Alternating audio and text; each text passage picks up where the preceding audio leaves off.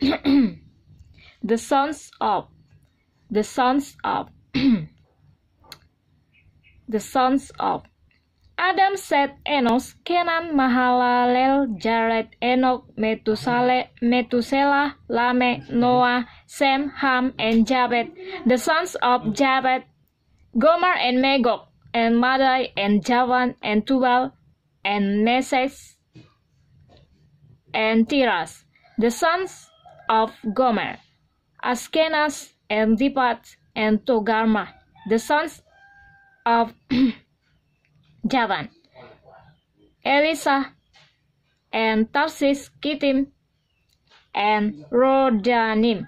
The sons of Ham: Kas, and Mizraim, Put, and Canaan. The sons of Kas: Seba, and Havilah, and Sabta, and Rama, and Sabteka.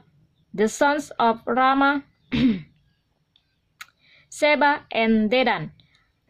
Kas became the father of Nimrod. He began to be a mighty one in the earth. Mizraim became the father of Ludim and Anamim, and Lehabim, and Naptuhim, and Patrusim, and Casluhim, where the Philistines came from, and Keptorim.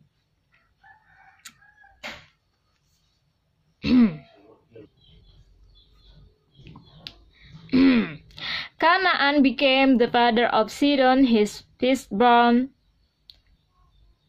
and Heth, and the Jebusite, and the Amorite, and the Girgashite, and the Hittite, and the Archite, and the Sinite, and the Arphadite, and the Jemerite, and the Hamathite. The sons of Sem: Elam, and Ashur, and Arpachshad, and Lut, and Aram, and Uz, and Hul, and Geter, and Meshech. Arpachshad became the father of Selah, and Selah became the father of Eber.